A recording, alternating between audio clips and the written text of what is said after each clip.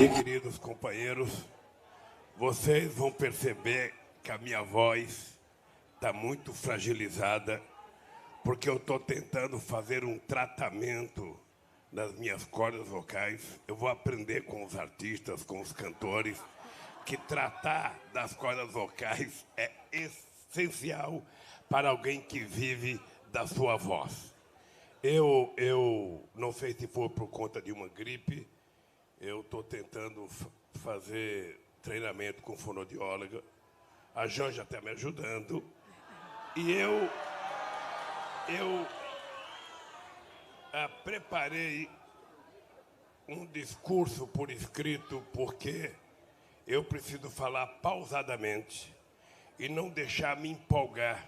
Porque ontem eu fui numa reunião com o PT, era para falar 10 minutos, eu falei 1h26. E eu, então, com o discurso por escrito, eu vou controlar meu tempo.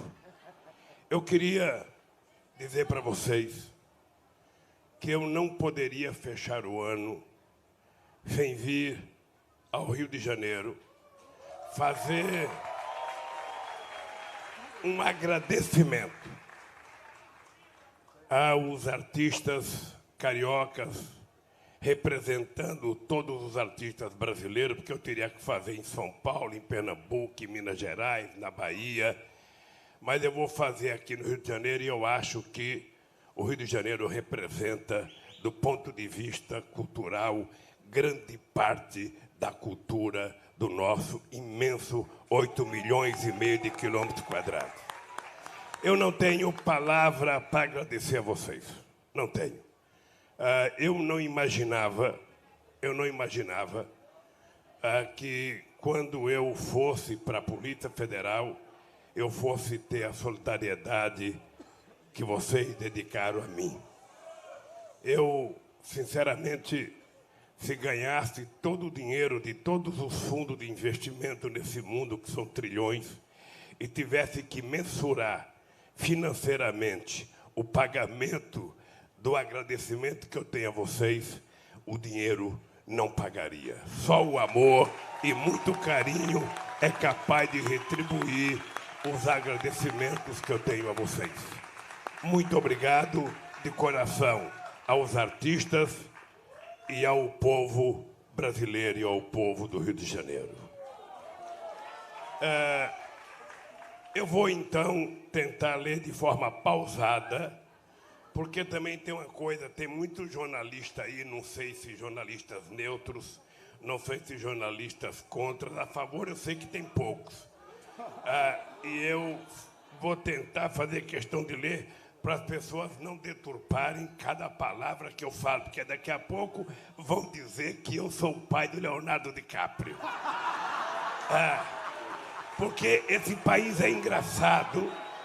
Esse país é engraçado. Esse país tem um único astronauta que foi para a Lua, que foi para o espaço, que é ministro de Ciência e Tecnologia, que poderia alertar o presidente que a Terra não é plana, é redonda. Mas ele, me parece, que não tem coragem de enfrentar o tal da Terra plana. Então, eu vou tentar, de forma muito cuidadosa, ler aqui. Quero agradecer a presença da imprensa. Eu estou vendo muita imprensa aqui. Eu nem sei qual é a razão, não sei se falaram mal de mim hoje, mas eu quero agradecer a participação da imprensa e queria começar prestando solidariedade a um companheiro que ontem foi denunciado e foi dado ordem de prisão para ele, que é o nosso companheiro, ex-governador da Paraíba, Ricardo Coutinho, que foi acusado por uma delação. Eu, até prova em contrário, tenho certeza que ele é inocente. Que prove que ele é culpado, não por um delator, pelas provas e pelos autos do processo. E não precisaria comunicar à Interpol. Deveria esperar ele voltar para o Brasil, fazer um julgamento decente e justo, e se provarem que ele ou qualquer um de nós é culpado, que se prenda. Mas antes de você fazer um processo justo, não é correto o que fizeram com ele, e eu quero dizer aos companheiros do PSB, aliás, Gleice, eu quero te parabenizar, porque a nota do PT foi uma aula de democracia e de solidariedade que você fez aos políticos brasileiros. Nós precisamos aprender a não aceitar as acusações levianas. Esse país, historicamente, tem muitos problemas. E eu queria, no final, dizer uma coisa para vocês, porque a história do Brasil é uma história de pouco tempo de democracia e de muito tempo de escravidão e de muito tempo de ditadura. A nossa democracia ela é muito nova, muito incipiente, e nós precisamos cuidar disso com muito carinho. Porque a negação da política levou a gente a ter um presidente da espécie do Bolsonaro. Eu não o conheço pessoalmente, acho que ele nunca fez um discurso contra o meu governo, favorável nunca, mas ele era uma figura tão inexpressiva que somente no momento histórico em que a mentira tem prevalência sobre a verdade, é possível eleger uma figura grotesca como ele para ser presidente da República deste país. Não é grotesca politicamente. A falta de compreensão dele sobre os verdadeiros problemas do país é muito sério. Mas também é triste a gente provar que tem muita gente nesse país que ainda prefere acreditar na sordidez de uma mentira do que na verdade nua e crua, que exige mais competência, mais maturidade, mais compreensão e mais seriedade. Por isso, companheiros e companheiras, eu queria dizer para vocês que a minha eterna gratidão aos trabalhadores e trabalhadoras da cultura, dos mais famosos aos mais anônimos, e aos intelectuais comprometidos com a construção de um Brasil melhor, que novamente emprestaram sua arte e seu ofício a uma causa justa, como tantas vezes em nossa história. Tenho consciência de que a luta de vocês não foi só pela minha liberdade, ou pela liberdade do Lula. A luta de vocês foi e será sempre pela liberdade. Esta palavra que na definição da Cecília Meirelles, abre aspas, o sonho humano alimenta, e não há ninguém que explique e ninguém que não entenda. Fecha aspas. A democracia tem uma dívida impagável com os artistas deste país. Fui testemunha da resistência de vocês à ditadura implantada pelo golpe civil e militar de 64 e ao famigerado AI-5, que o atual governo volta e meia fala em ressuscitar. Estivemos juntos nas inesquecíveis campanhas pela anistia e pelas diretas já. Juntamos nossas forças na tentativa de barrar o golpe contra a nossa querida presidente Dilma. Todos e todas vocês lutaram o bom combate, mas eu quero destacar o nome de uma artista que fez do seu canto o canto do povo brasileiro e que certamente estaria agora aqui conosco, como sempre esteve quando foi preciso, a nossa querida, saudosa e amada Bete Carvalho.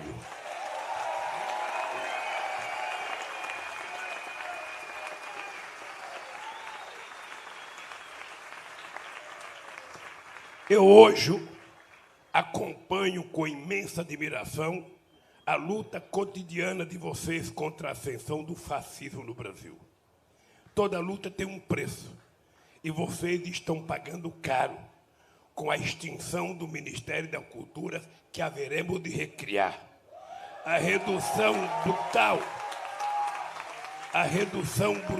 dos recursos para a área, a destruição de programas que tornaram a cultura acessível às mais diversas camadas da população brasileira e a volta da censura, esse monstro que julgávamos extinto no nosso país. 12 meses de posse, 12 meses depois da posse, já se pode dizer que esse governo tenta colocar em prática um projeto de destruição da rica e diversificada cultura brasileira. O Fábio Porchat disse recentemente que Bolsonaro não governa, ele se vinga. Estejam certos de que a tentativa de desmonte da cultura promovida pelo atual governo é, em primeiro lugar, uma vingança contra cada uma e cada um de vocês que ousaram cantar, escrever, ensinar, filmar, encenar, filmar, grafitar e dançar e gritar, ele não.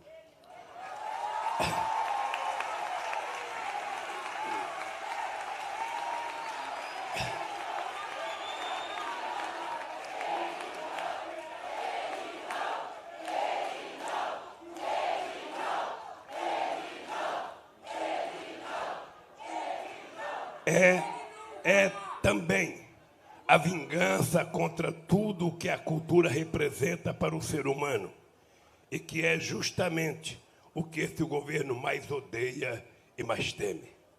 Cultura é vida e o atual governo vive de promover a morte com a insistência em colocar armas de fogo nas mãos da população, a liberação indiscriminada de agrotóxicos, o incentivo à devastação do meio ambiente, o desemprego que leva milhões de pessoas ao desespero, a naturalização do assassinato de mulheres negros, indígenas e LGBT.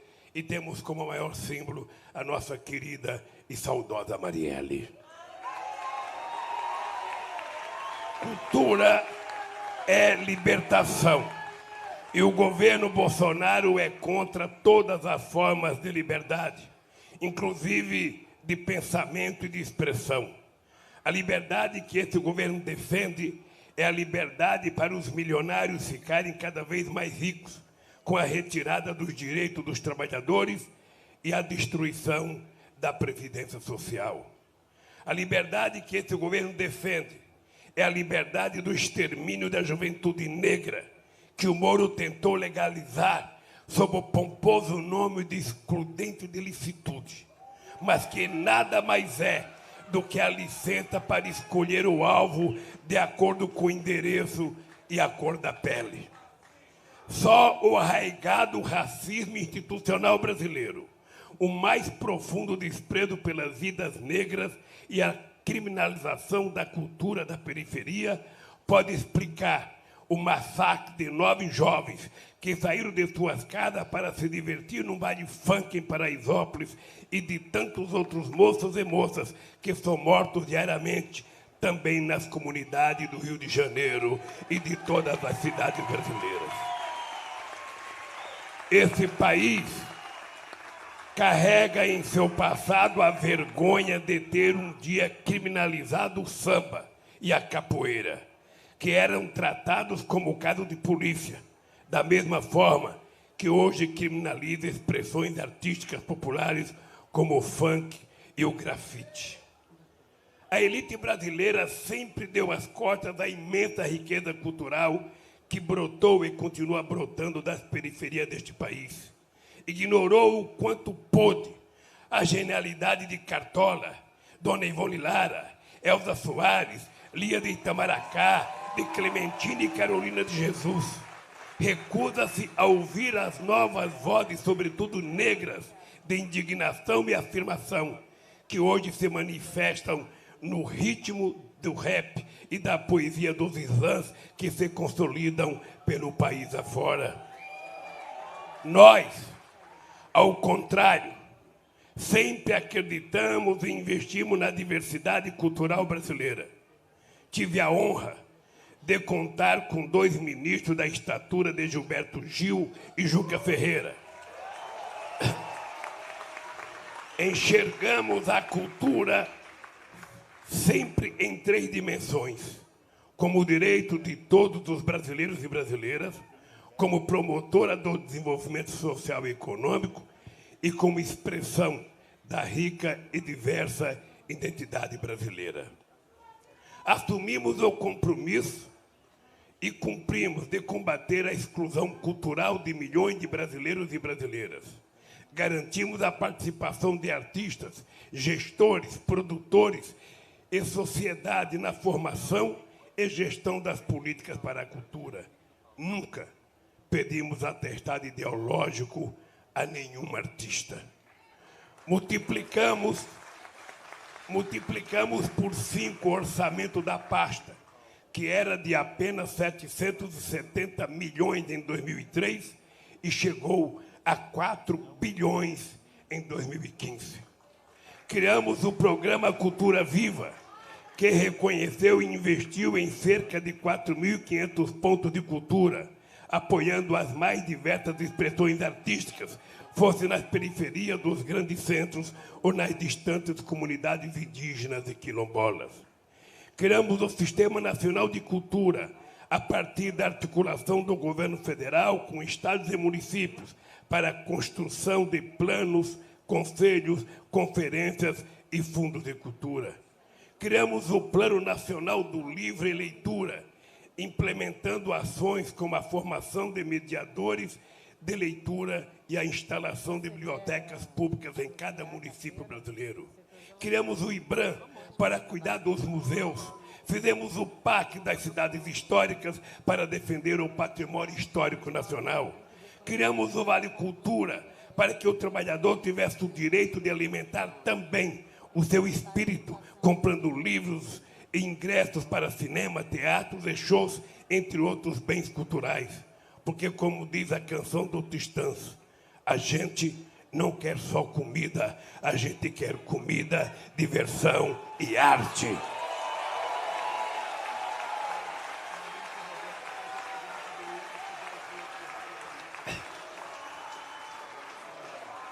Criamos uma política eficiente e vitoriosa para o audiovisual brasileiro, apoiando desde a produção até a exibição de filmes para cinema e séries para televisão, contando histórias do Brasil para o mundo e gerando milhares de empregos. Financiamos nada menos que 306 longa-metragens e 433 séries ou telefilmes.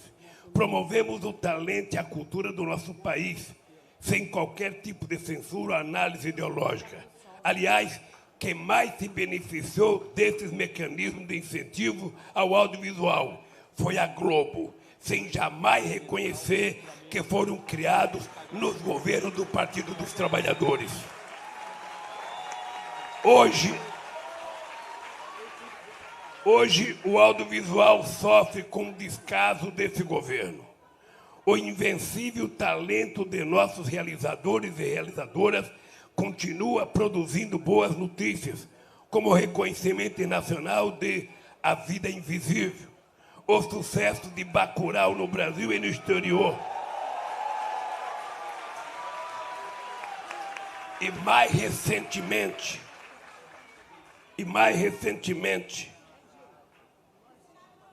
a pré-seleção de Democracia em Vertigem para o Oscar de melhor documentário. Mas milhares de trabalhadores e trabalhadoras altamente especializados são vítimas da tentativa de desmonte de um setor vital para a economia, para a construção da identidade brasileira.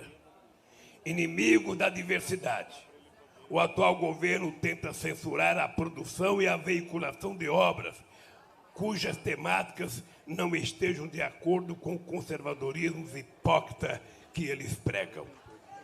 Inventa toda sorte de dificuldade para o lançamento do filme Marighella, que conta um importante capítulo da nossa história e até hoje não conseguiu estrear em seu próprio país. Eu não sei qual é o problema total do filme Marighella, mas quem tiver contato com Wagner Moura tem que dizer para ele, não espera muito. Se não permitir a exibição no cinema, vamos exibir o filme em praças públicas nesse país inteiro.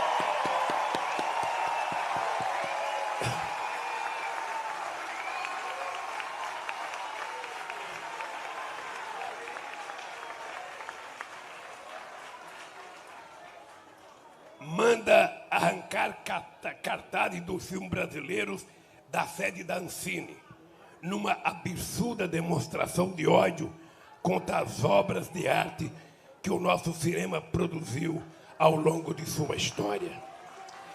Chega ao cúmulo de insultar uma das maiores artistas que esse país já produziu, ignorando o fato de que a Fernanda Montenegro, olhando 30 segundos para uma câmera, fez muito mais pelo Brasil do que o Bolsonaro em 30 anos sentado na cadeira de deputado.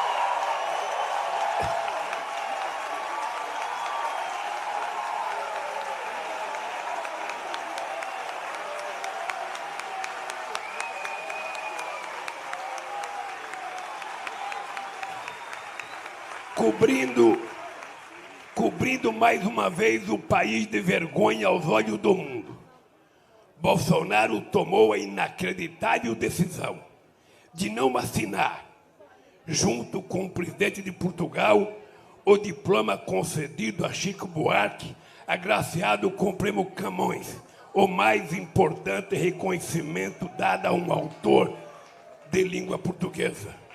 Não satisfeito na sua ânsia de ferir a alma do povo brasileiro, disparou ofensas contra alguns dos nossos artistas mais queridos, a exemplo de Caetano Veloso, Gilberto Gil, Martinho da Vila e tantos outros. Atitudes autoritárias como essas não deixam dúvidas de que este é o governo do avesso. Bota para cuidar da cultura os inimigos da cultura, para cuidar do meio ambiente, os inimigos do meio ambiente, para cuidar das relações exteriores, os inimigos da diplomacia, para cuidar da educação, os inimigos da educação, sobretudo das universidades, essas extraordinárias e inesgotáveis fontes geradoras de conhecimento. Bota machistas para cuidar das políticas para as mulheres e racistas para comandar a fundação que tem como objetivo promover os valores culturais, sociais e econômicos decorrentes da influência negra na formação da sociedade brasileira. Instituições caras à nossa memória, como a Casa do Rio Barbosa, um patrimônio nacional com 90 anos de história, são entregues a representantes da direita mais atrasada e fundamentalista que o Brasil já conheceu. Eles são inimigos de tudo o que há de bom neste país. Eles só são amigos deles mesmos, ou nem isso, porque não param de brigar entre si, um xingando o outro, um denunciando as falcatruas do outro. O ódio que eles sentem pelo povo brasileiro fez com que eu passasse 580 dias encarcerado numa prisão política por crime que até o meu mais ferrenho adversário sabe que eu não cometi. Nesses quase 600 dias, senti na pele a importância da cultura na vida de um ser humano. Eu renovava minhas forças ouvindo o bom dia, o boa tarde, o boa noite, presidente Lula, que os companheiros e companheiras da Vigília Lula Livre entoavam todo santo dia.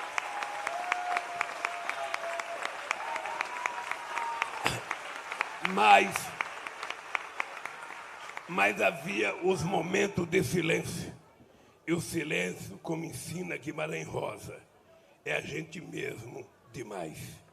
E o silêncio na prisão ecoa ainda com mais força dentro da gente. Eu lia para espantar o silêncio e a solidão. Lia para aprender, para adquirir novos conhecimentos, para sair de lá melhor do que entrei. Eu li para ser livre, porque quando você voa nas asas de um livro, quando você tem nas mãos uma arma tão poderosa quanto uma obra de arte, não existe grade nem parede que possa te prender.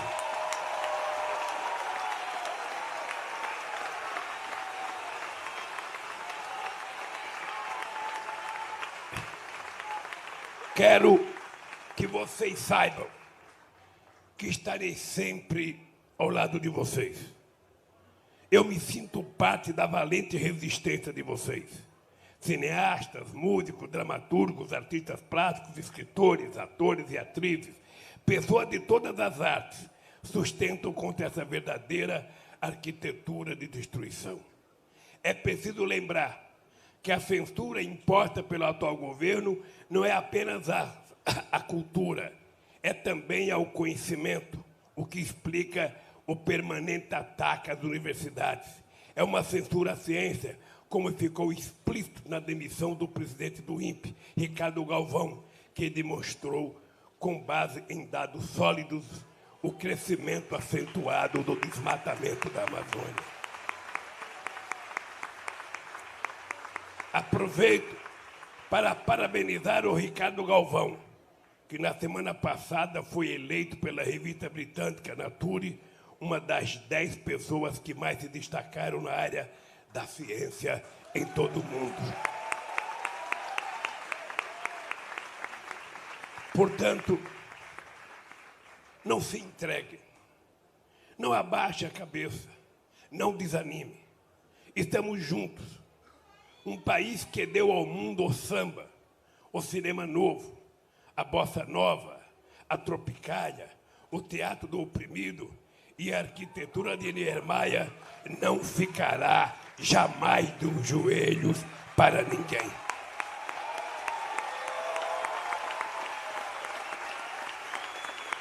Como na Alemanha nazista querem destruir o Brasil, começando pela cultura.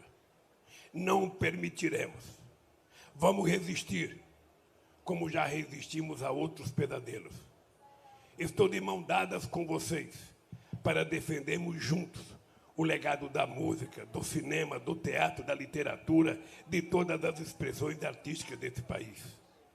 Antes de concluir, quero fazer um agradecimento especial aos intelectuais brasileiros, homenageando um dos maiores pensadores que esse país já teve e que é hoje revolucionário no mundo inteiro, o nosso querido Paulo Freire.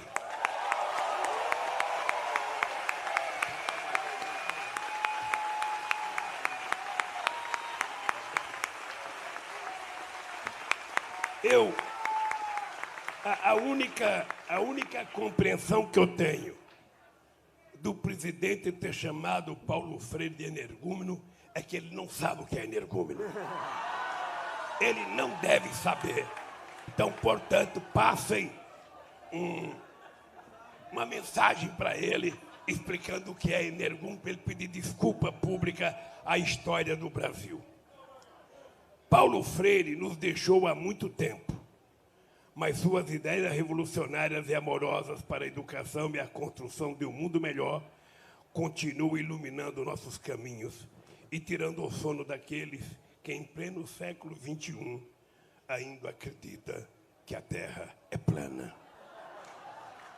Contra o ódio à arte e ao conhecimento, nós estamos armados com a luz da civilização. Estou seguro, minhas queridas companheiras e meus queridos companheiros, meus queridos amigos, que mais uma vez nós venceremos. Eu quero que vocês saibam que a minha dívida com vocês é eterna. E nada me fará mudar de comportamento. E eu queria terminar dizendo para vocês que quando eu resolvi me entregar à Polícia Federal, eu tinha um compromisso.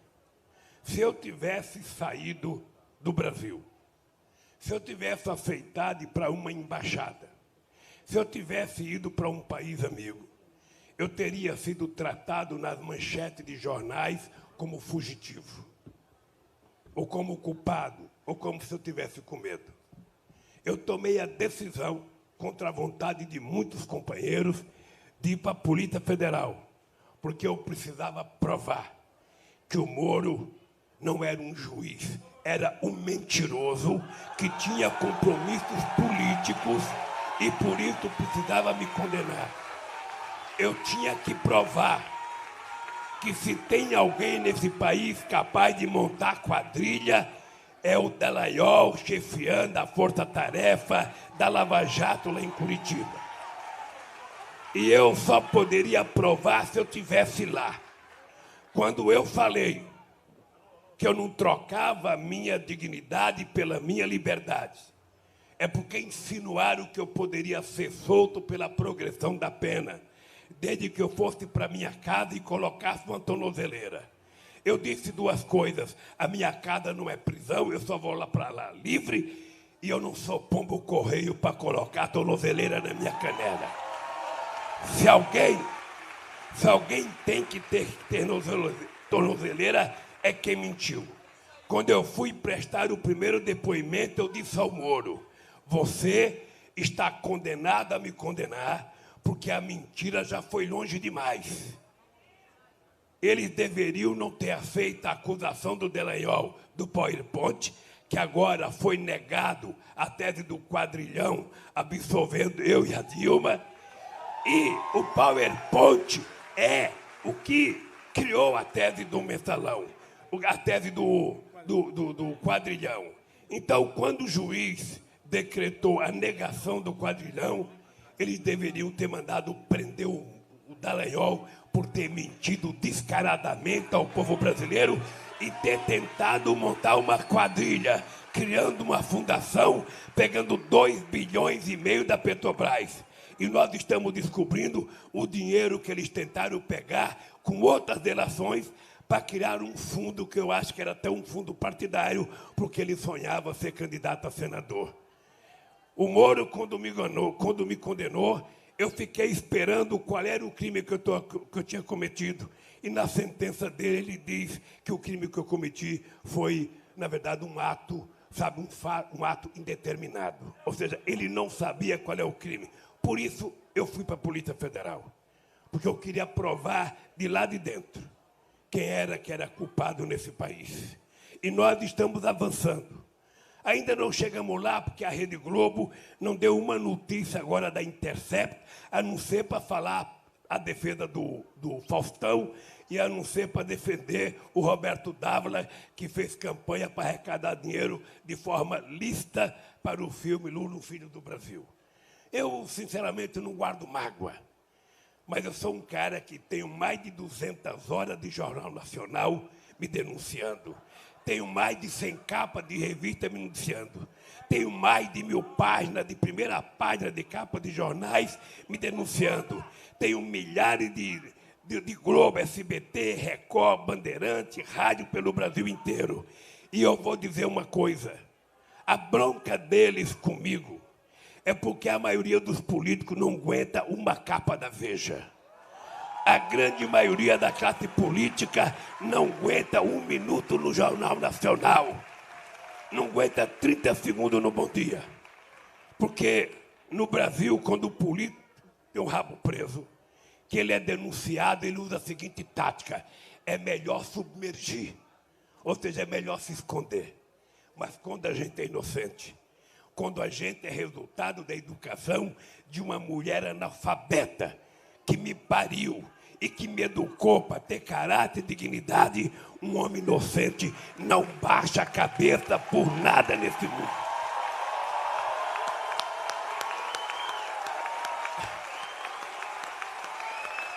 Eles têm que saber que a minha relação com vocês não é eleitoral. Eles têm que saber que a minha relação com vocês é um compromisso de fé, porque nós já provamos que o povo pobre deste país não é problema, o povo pobre é solução. E na hora que a gente colocar o povo pobre dentro do orçamento da União, esse país não vai ter mais criança da rua. Esse país não pode distribuir arma, tem que distribuir livro, tem que gerar emprego e pagar salário decente. E isso nós provamos que somos capazes de fazer. Então, eu quero agradecer aos artistas, a todos vocês de todo o território nacional. E a minha retribuição é que eu vou fazer pelo Brasil uma caravana da cultura. Eu quero discutir a verdadeira cultura deste país, porque é através da cultura que o povo brasileiro vai fazer a revolução que esse país precisa para que o povo possa conquistar cidadania. Eu quero dizer para vocês a última coisa, aos artistas. Eu saí tão forte da cadeia que eu tenho certeza que o Moro tomava remédio tarja preta para dormir. Porque ele estava com a consciência pesada. Eu tenho certeza que o Dallagnol não dormia direito. E eu ainda tive o prazer de me apaixonar na cadeia.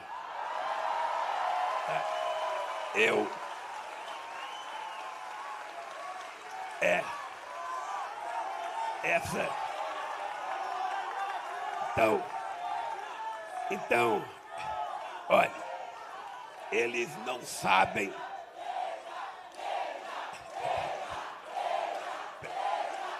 Eu tô falando. Eles já tinham dificuldade de enfrentar, porque ele não suporta também, Freixo, a história do PT. Porque o PT é como um elefante, ele incomoda. Você veja, o PT com 8 anos de existência,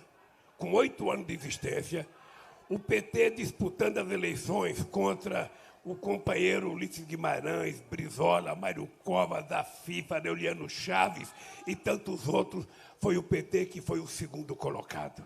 O PT foi o segundo colocado em 89, em 94, em 98, em 2002 foi o primeiro, em 2006 foi o primeiro, em 2010 foi o primeiro, em 2014 foi o primeiro, em 2018 foi o segundo, mas poderia ser o primeiro. Em 2022 nós vamos voltar a ser primeiro nesse país.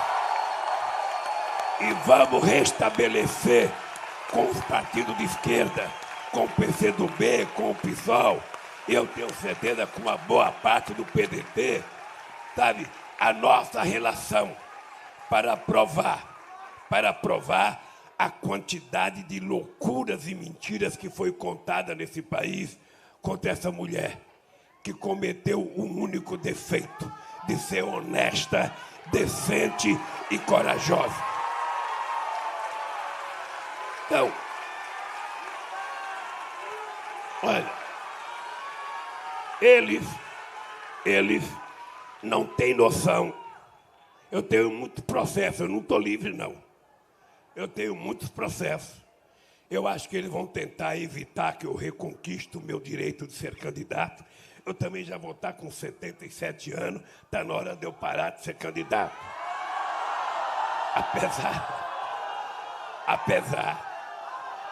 Ó, eu digo uma coisa que eu acho que a família Marinho não gosta.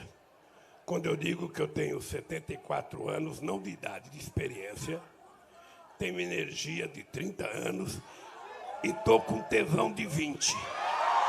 Então, você imagina o qual vai ser difícil de suportar, sabe, e enfrentar nós outra vez pelo Brasil. Então, olha, Janjinha, se prepare, porque a luta é longa. Mas nós vamos vencer. Eu só quero que vocês saibam. Independentemente de qualquer coisa, nós temos a obrigação moral para os nossos filhos, para os nossos netos, para os nossos bisnetos ou bisnetas e para a juventude brasileira, da gente começar a trabalhar para desmontar esse fascismo que ora está instalado no governo brasileiro. Não é possível. Esse país tinha aprendido a gostar de si mesmo. Esse país tinha aprendido a ser protagonista internacional. Esse país tinha conseguido juntar a América do Sul e a América Latina. Esse país tinha conquistado o respeito de todo o continente africano. Esse país era respeitado pela China. Esse país era respeitado pela Índia. Esse país era respeitado pela Europa. E esse país era respeitado pelos Estados Unidos. O Celso se lembra, quando em 2002, ainda em dezembro, o Bush me chamou para conversar sobre a guerra do Iraque, que era preciso o Brasil ser solidário para invadir o Iraque. Eu disse para o Bush, eu não conheço Saddam Hussein. O Iraque fica a 14 mil quilômetros do Brasil. A minha guerra não é com Saddam Hussein. A minha guerra é contra a fome e a miséria no meu país. É contra o analfabetismo.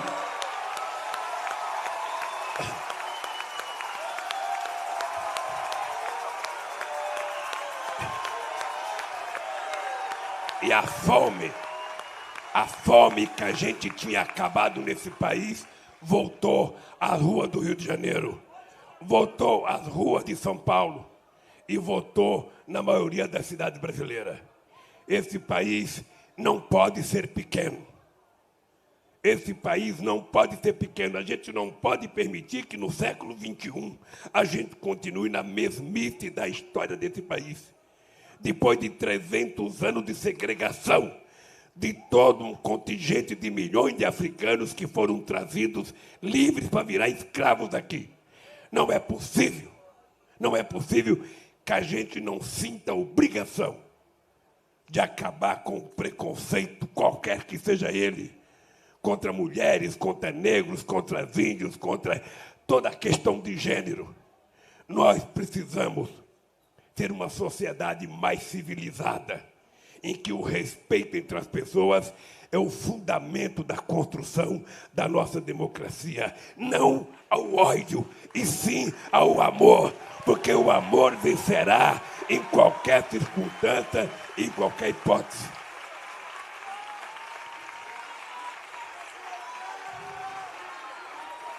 Não digam que eu saí mais radical da cadeia. Não diga que eu saí mais radical da cadeia. Eu saí mais consciente. Eu nunca li tanto sobre a África como eu li da cadeia. Nunca. E hoje eu tenho consciência por que a sociedade brasileira ainda mantém o preconceito racial. Porque quando eles tomaram a decisão, pressionado pelo mundo inteiro, para acabar com a escravidão, eles, logo de cara, encontraram um nome para os negros. Eram vagabundos. Ou seja, os negros saíram das senzalas, não tinham emprego, e ao invés de a pessoa se preocupar em arrumar emprego, começaram a chamar os negros de vagabundo. E até hoje, quando você vê uma pessoa procurando emprego e não tem emprego, está desempregada, as pessoas falam, não trabalha porque é vagabundo, não trabalha porque não quer. Esse Lula vai dar o Bolsa Família, vai criar vagabundo. Esse Lula vai aumentar o salário mínimo, o povo não quer trabalhar. Gente, chega. Nós temos que ter agora que ser tomado por uma única palavra. As pessoas de bem deste país, as pessoas democráticas desse país, os artistas nesse país, nós temos que ter uma palavra para tocar o nosso dia a dia. É a indignação que deve tomar conta de nós, para a gente fazer o que tem que ser feito nesse país. Gente, do fundo da minha alma, a gratidão que eu tenho por vocês, eu acho que é impagável. Eu só posso retribuir dedicando cada minuto da minha vida para ajudar a libertar e a melhorar a vida do povo brasileiro. Um abraço, gente. Muito obrigado por tudo. Feliz Ano Novo e Feliz Natal para todos vocês.